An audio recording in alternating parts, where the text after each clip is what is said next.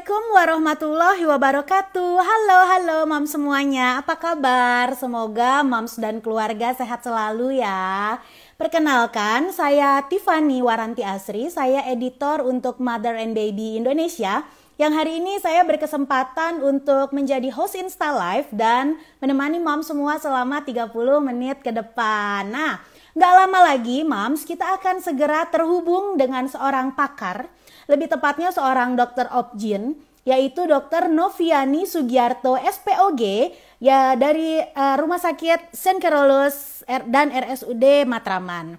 Nah, nanti bersama sang pakar kita akan membahas suatu topik mengenai permasalahan ketuban pada kehamilan. Nah, sebentar ya Mams ya, saya pin dulu.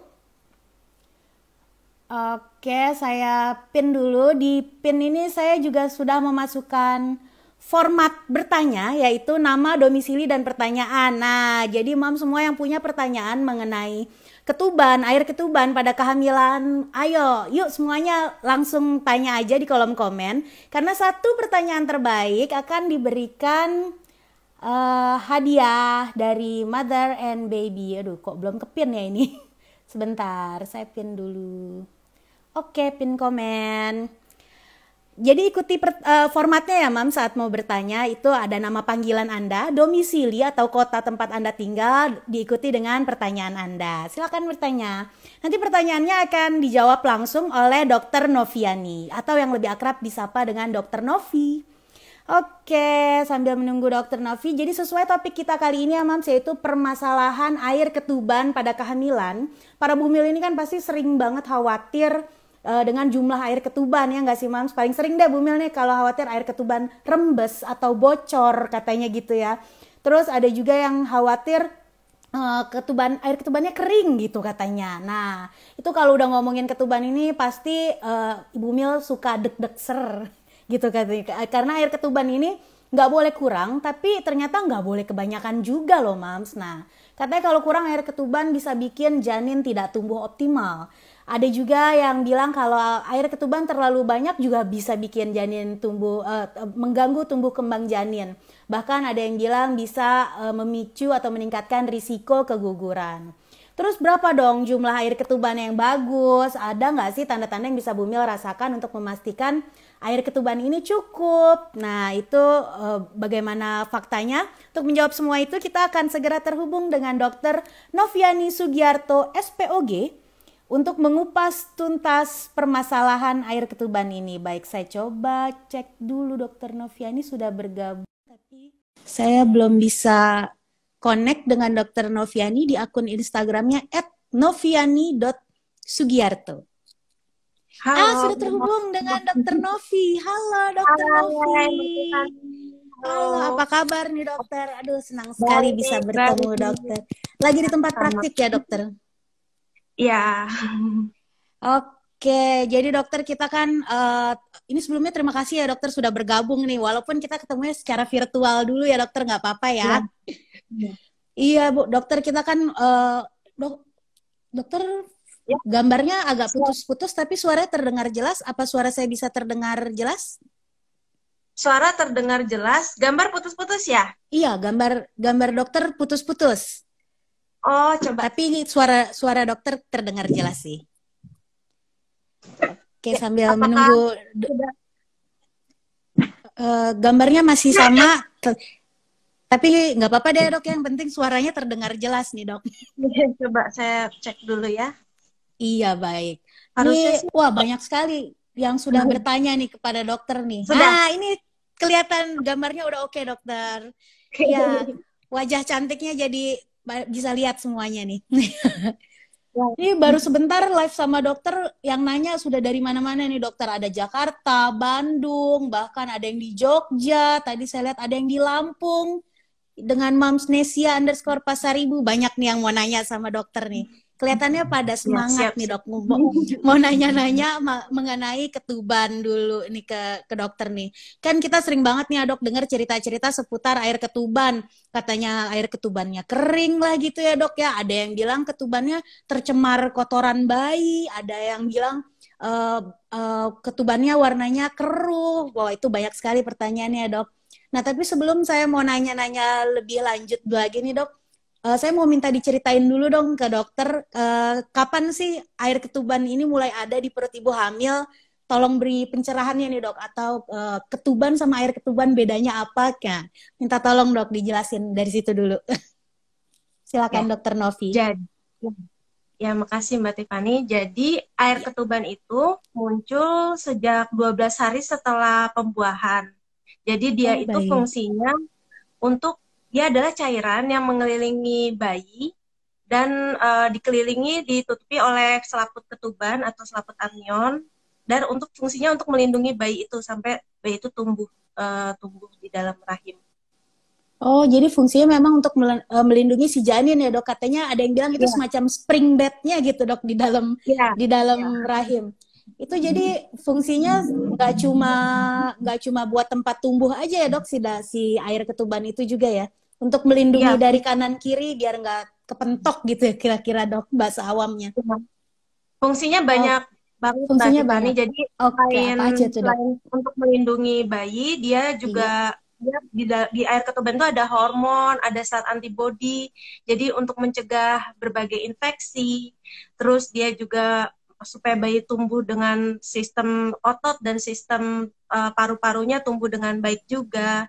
Terus dia juga bagus sih air ketuban untuk bisa mencegah infeksi juga gitu. Oh, jadi infeksi pada janinnya ya dokter ya? Ya, dan supaya Oke. bayi menghindari benturan pada bayi supaya bayi juga bisa tumbuh dengan baik dan maksimal.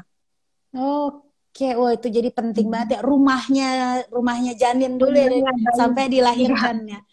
Oke, jadi iya. kalau katanya air ketuban itu nggak boleh kurang, tapi nggak boleh berlebih juga gitu ya doknya. Nah, jadi kalau kayak gitu berapa nih dok normalnya air ketuban dan gimana cara kita tahu air ketuban cukup atau enggak? Bagaimana dok? Normalnya air ketuban itu memang diketahui dari pemeriksaan USG. Jadi bisa kelihatan yaitu cairan anion itu antara 6 sampai 20 itu normal. Jadi kalau di bawah 6 itu kurang atau Iya, oligohidramnion, kalau iya. di atas 20 itu berlebih atau polihidramnion. Nah, itu yang tidak normal. Jadi Oh, pastinya dari pemeriksaan USG. oke, jadi kalau ciri ketuban yang normal dulu nih dok, seperti apa dok? Warnanya, baunya, kalau cirinya seperti apa dok? Jadi kalau dari USG ya, kedengeran Mbak Iya, Tiffany? ya kedengeran. Ya, jadi oh ya, jadi kalau dari pemeriksaan USG yang normal memang sebenarnya kalau yang penting jumlahnya cukup, yang terlihat jumlahnya cukup. Oke, Halo, 6 ya Mbak? sampai 20 itu ya Kedengar? dokter kadarnya. Iya. Iya, heeh, heeh. Kalau terdengar dokter? kalau Oke. kalau ya agak putus-putus sedikit, nggak ya? Oh, baik. Jadi Iya. Ini seperti yang sudah ditanyakan juga dokter sama akun Titin84 dari Jakarta. Pertanyaannya, di usia kehamilan keberapa sih kita bisa tahu kalau air ketuban cukup dan baik untuk janin? Berarti setelah 12 hari setelah pembuahan itukah dok? Apakah itu sudah bisa langsung terdeteksi di USG? ya, jadi dari awal kita bisa melihat air ketuban cukup baik dari awal, terus nanti jadi pada sampai hamil 20 minggu memang air ketuban itu dibentuk dari ibu, baru setelah di atas 20 minggu bayi itu bisa menghasilkan pipisnya sendiri. Oh, setelah Dan 20. ya, jadi dia dibentuk juga dari pipisnya janin. Jadi itu udah dari awal hamil sampai usia 40 minggu itu bisa terlihat dari USG. Oke, jadi siklusnya gimana dok? Kalau kalau air ketuban itu ditelan juga sama janin ya dok. Terus sedangkan terus nanti dia Ya, pipis. Oh, jadi ya. dia kayak nelen Jadi urinnya sendiri gitu dia. ya, jadi oleh karena itu butuh keseimbangan. Jadi jumlah yang ditelan sama jumlah yang keluar itu sama. Kira-kira kalau usia bayinya sudah besar ya sekitar 500 cc. Jadi yang ditelan sama yang keluar sama. Apabila ada perbedaan itu yang menyebabkan air ketubannya jadi berkurang atau berlebihan. Kalau pipisnya terlalu banyak atau pipisnya terlalu kurang. Oh, gitu. Faktornya apa aja tuh dok yang bisa bikin minumnya jadi lebih banyak dari yang dikeluarin, jadi ketubannya sedikit. Pencetusnya atau penyebab air ketuban sedikit atau kurang itu apa saja, dokter? Jadi kalau penyebab air ketuban sedikit tuh bisa dari plasentanya. Jadi Hmm, kedengeran ya Mbak Tiffany ya suara kedengeran, saya? kedengeran, kedengeran jelas, dok. Ya. Jadi dari plasentanya namanya insufisiensi plasenta atau gangguan aliran darah dari ibu ke bayi. Itu yang paling sering menyebabkan air ketuban berkurang. Terus Baik. juga penyakit pada ibu. Misalnya ibu ada punya penyakit preeklamsi atau darah tinggi, atau dari janinnya sendiri. Misalnya janinnya ada pertumbuhan janin terhambat, misalnya akibat kurang makan atau kurang nutrisi dari ibunya, atau eh, juga kelainan genetik pada janin. Misalnya pada gangguan ginjal, jadi Hmm. produksi urinnya sangat rendah, jadinya menyebabkan oligo. Selain itu Oh, ada penyebab lain baik. seperti pecah ketuban atau lewat waktu, itu juga bisa menyebabkan air ketuban menjadi sedikit. Nah, ini pecah ketuban ini memang salah satu yang paling dikhawatirkan ibu hamil ya, dokter ya. Ya, Jadi kan katanya kalau sudah pecah ketuban itu harus langsung melahirkan. Apa benar begitu, dokter? Kalau sudah pecah ketuban harus cukup bulan atau tidak harus dilahirkan bayinya. Benar nggak sih, dok? jadi pecah ketuban itu ada yang cukup bulan atau di atas 37 minggu. Kalau di atas 37 Mm-mm. minggu memang harus dilahirkan, yaitu kita rangsang induksi. Ada yang Oke. masih belum cukup bulan, itu 24 sampai sekitar 34 atau 34 juga kadang sampai 36 kita bisa masih kasih pematangan paru dulu. Jadi selama 2 hari Oh. pematangan paru, baru Mm-mm. setelah itu kalau terutama di 34 sampai 36 minggu setelah pematangan paru baru kita lahirkan. Di 24 sampai 34 minggu kita lihat kondisinya. Apabila setelah 2 hari dilahirkan, setelah 2 hari pematangan paru air ketubannya sangat sedikit, terus ada mulai tanda-tanda infeksi, itu kita juga lahirkan setelah 2 hari pematangan Oh, paru. Tapi apabila air ketubannya masih banyak, kondisinya masih sangat baik, kita masih bisa tunggu, tapi lebih baik memang di rumah sakit. Jadi bisa paling lama ya selama 1 minggu baru mm. kita lahirkan setelah itu. Oh, Jadi baik, tergantung baik. kondisi baik. Baik, baik. Oke, dokter, kita punya banyak sekali pertanyaan nih, dok. Ada dari diarymoms.l. Ibu Elina di Kaltim. Wow, jauh sekali Ibu Elina. Halo. Ini menanyakan bagaimana mengatasi air ketuban pecah dini dan apa faktor penyebab ketuban keruh. Nah, ketuban keruh ini juga saya dari tadi lihat banyak sekali yang menanyakan, dok, ketuban keruh. Ini faktor penyebabnya apa, dokter? Jadi penyebab ketuban pecah dini paling sering adalah infeksi pada misalnya keputihan, terus infeksi pada saluran kemih, pipis, infeksi pipis. Walaupun Ya, tidak bergejala, tapi dari pemeriksaan pipis itu bisa ada bakteri, itu bisa menyebabkan ketuban pecah dini. Jadi apabila ada keputihan atau infeksi pipis itu harus diberikan diobati, harus segera diobati.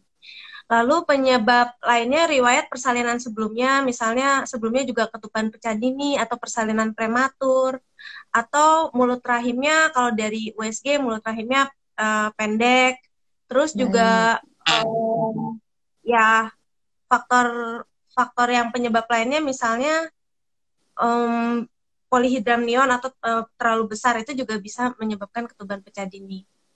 Oke, Lalu jadi baik ya, banyak juga ya, dok. Kalau berat badan janin itu memengaruhi eh, jadi risiko pecah dini nggak sih, dok, ketubannya, dok? kalau misalnya berat badan janin kurang atau pertumbuhan janin terhambat, memang uh, itu juga itu sebenarnya kalau pertumbuhan janin terhambat memang ceritanya berbeda.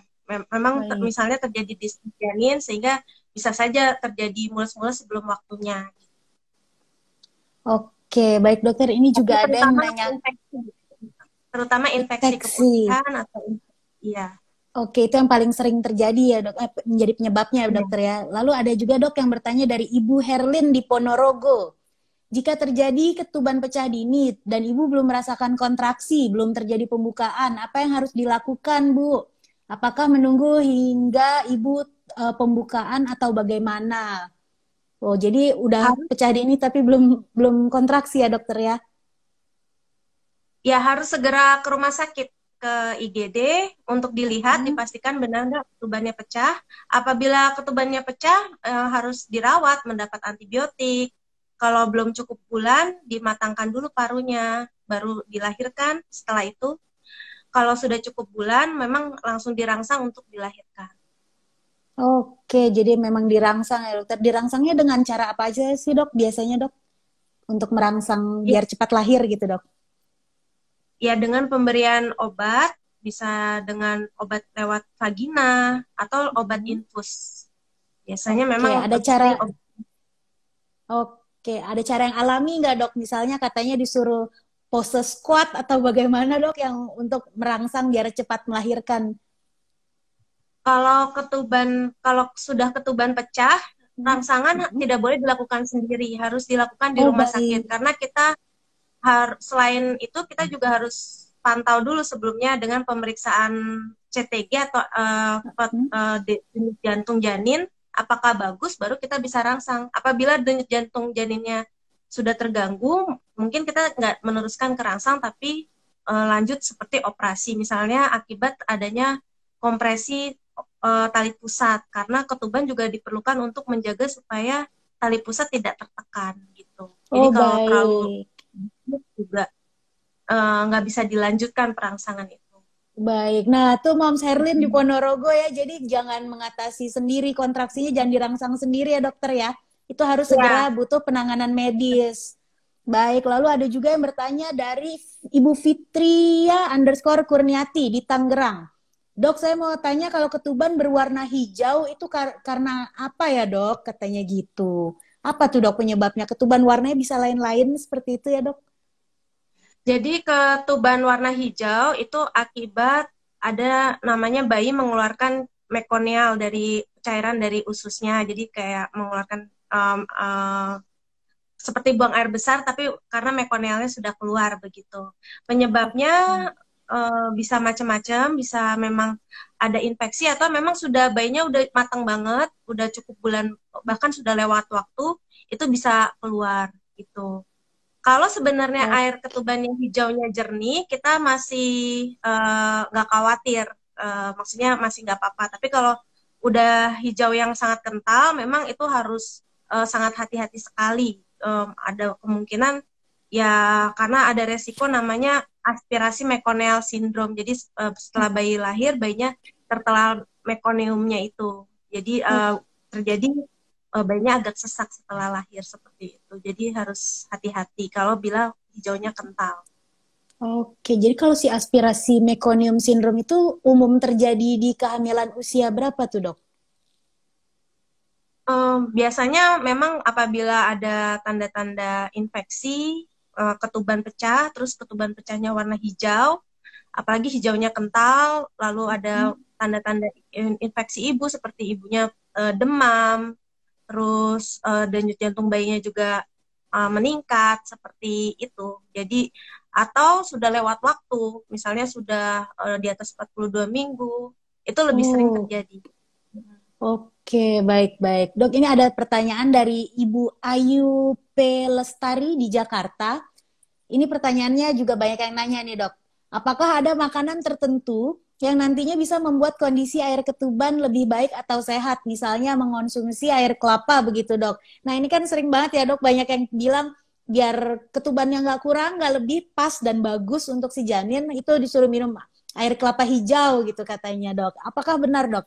Kelapa hijau baik untuk ketuban dan bisa membuat kondisi air ketuban lebih baik atau sehat bagi janin, Dok. Bagaimana, Dok?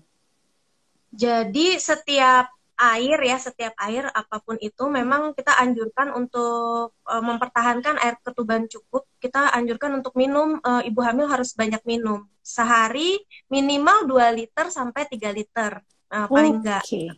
Untuk menjaga kecukupan air ketuban karena itu sangat dipengaruhi sekali pada ibu yang kurang minum bisa menyebabkan air ketuban kurang. Salah satunya minuman bisa apa aja, bisa air putih, bisa air kelapa. Air kelapa memang mengandung kalium, terus rendah natrium dan gulanya juga nggak terlalu tinggi. Jadi boleh-boleh aja, tapi dengan air putih juga sama aja.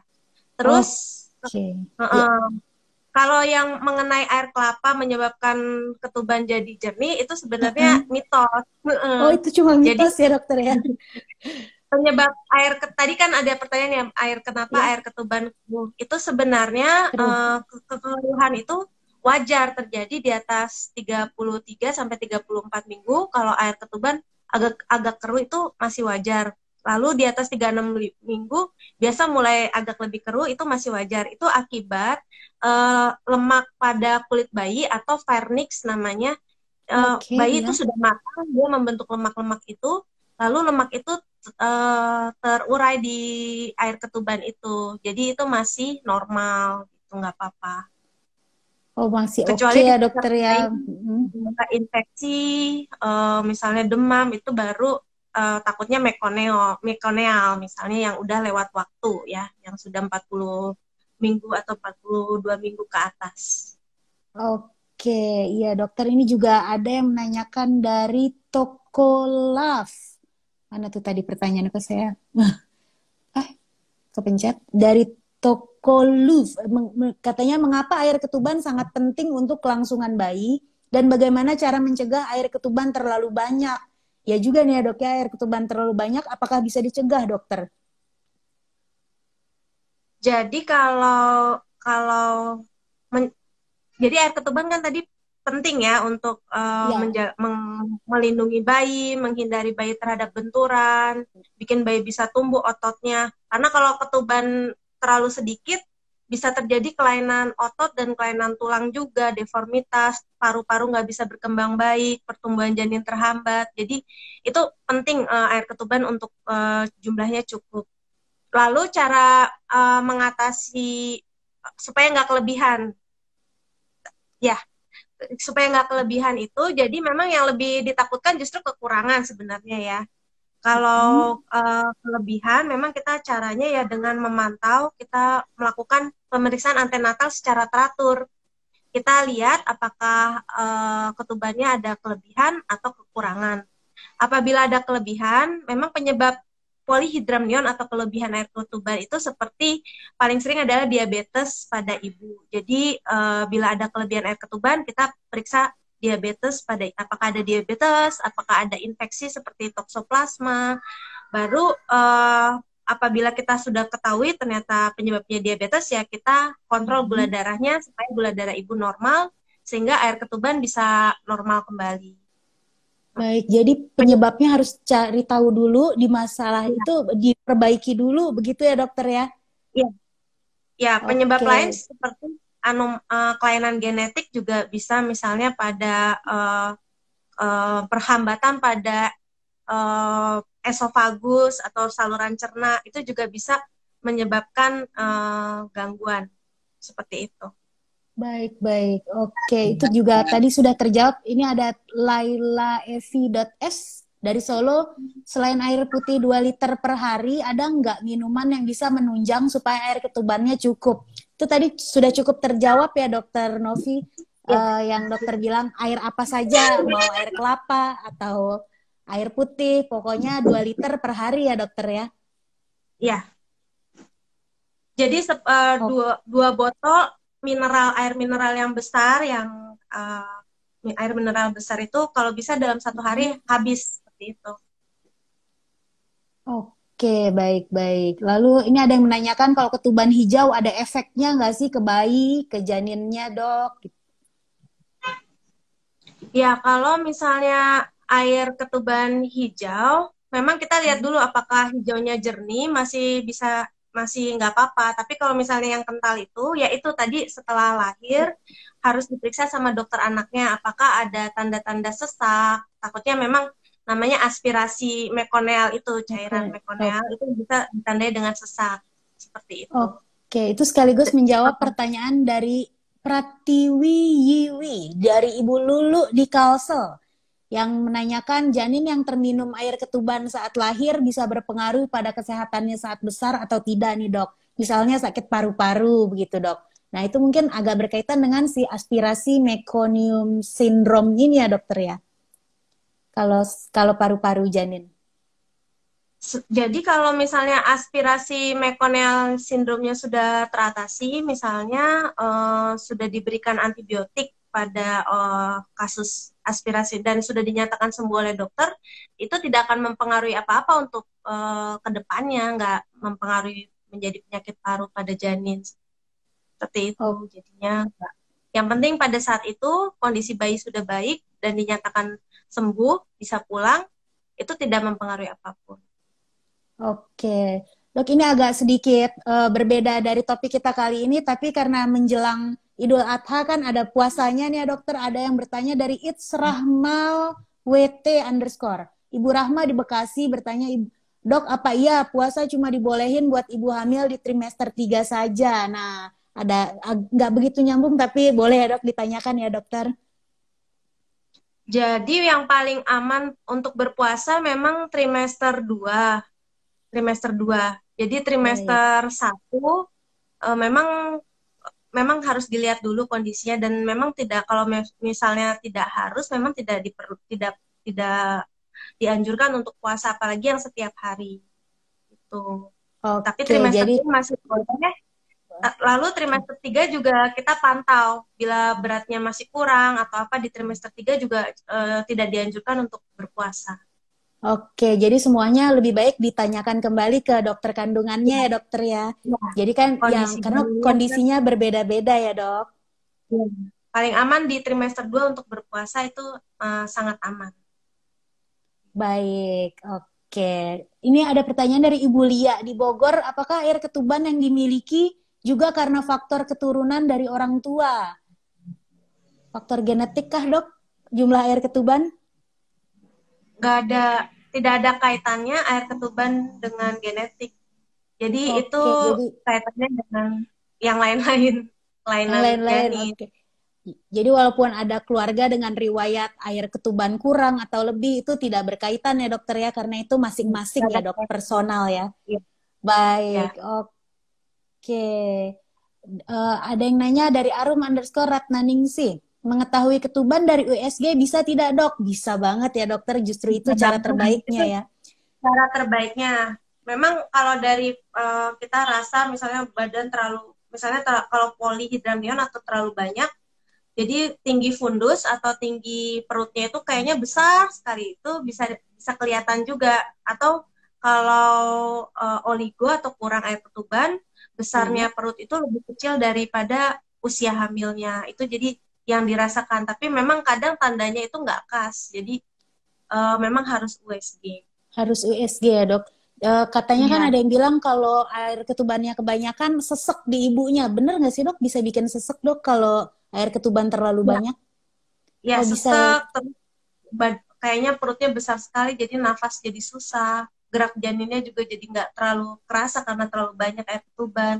Oke, jadi oh, berarti kalau lagi hamil terus udah mulai ada rasa sesek, terus pergerakan janin kayaknya kurang aktif dibanding biasanya. Itu nggak ada salahnya langsung ke dokter objinnya aja ya dok untuk konsul ya dok.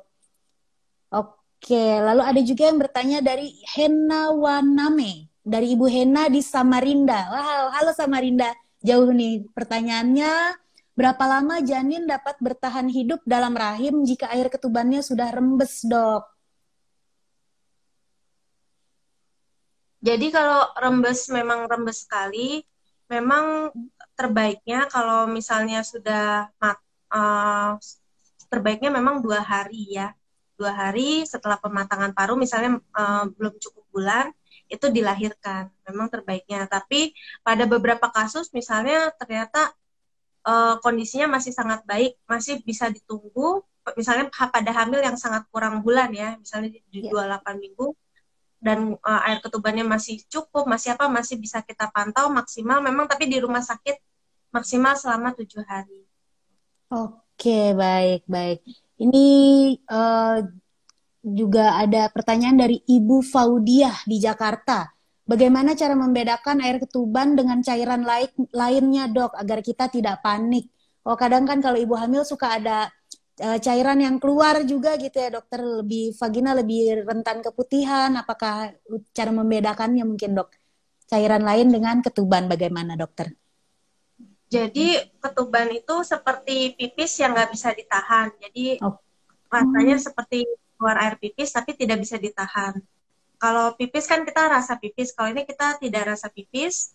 Terus bedanya dengan kalau keputihan, memang kalau keputihan keluarnya tidak warnanya juga berbeda. Kalau air ketuban memang lebih seperti jernih, lebih cair bentuknya. Kalau keputihan dia lebih kental seperti itu. Dan memang kalau udah ada keraguan seperti itu harus ke dokter. Nanti di dokter akan diintip, lalu dilakukan pemeriksaan namanya lakmus test. Jadi apakah benar itu air ketuban atau hanya keputihan. Oh baik, jadi ada tesnya ya dokter ya. Aduh Nah, ini pertanyaan masih banyak tapi waktunya sudah tinggal sedikit. Satu pertanyaan terakhir boleh ya dokter ya? Ini satu pertanyaan terakhir dari Ibu Devi Sri Mariati. Ditanya apakah saat ibu hamil stres dapat berpengaruh dengan pecah ketuban? Nah kaitannya nih dok antara stres dengan pecah ketuban dokter. ya, jadi stres itu bisa mempengaruhi pecah ketuban dan kepersalinan prematur. Stres juga bisa mempengaruhi air ketuban menjadi, jadi dari penelitian pada kondisi yang stres itu bisa menyebabkan air ketuban juga sedikit atau oligo. Jadi stres bisa mempengaruhi ke semuanya itu. Oke, jadi stres nggak cuma buat ibu hamil, untuk wanita yang belum hamil atau sedang nggak hamil juga sebaiknya dihindari ya dokter ya. Kita berdamai aja dengan diri kita sendiri ya dokter.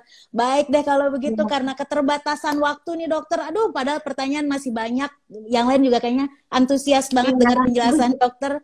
Tapi karena keterbatasan waktu terpaksa harus diudahi dulu nih obrolan seru kita tentang permasalahan air ketuban pada kehamilan. Terima kasih banyak Dokter Noviani Terima kasih banyak Sugiarto juga. SPOG. Sehat selalu dokter. Sampai Terima berjumpa di kasih lain banyak. kesempatan ya dokter ya. Ya, sampai Oke. ketemu. Oke, sampai Ya, ketemu Dokter Noviani dan sampai jumpa. Baik, Moms, tadi karena seru banget ya Moms sudah ngobrol-ngobrol masalah ketuban dengan Dokter Noviani. Tapi karena waktunya terbatas, jadi mohon maaf, mau nggak mau harus kita udahi dulu IGG Live kali ini. Nanti untuk pengumuman pemenang dari pertanyaan terbaik nanti akan diumumkan di Instagram Story @motherbabyInd. Tentunya setelah Insta Live ini ya Moms ya. Kak, baik kalau begitu saya Tiffany Waranti Asri, saya undur diri dulu. Sampai jumpa di Insta Live Mother and Baby berikutnya ya Mam. Sehat selalu Mam semuanya. Assalamualaikum warahmatullahi wabarakatuh.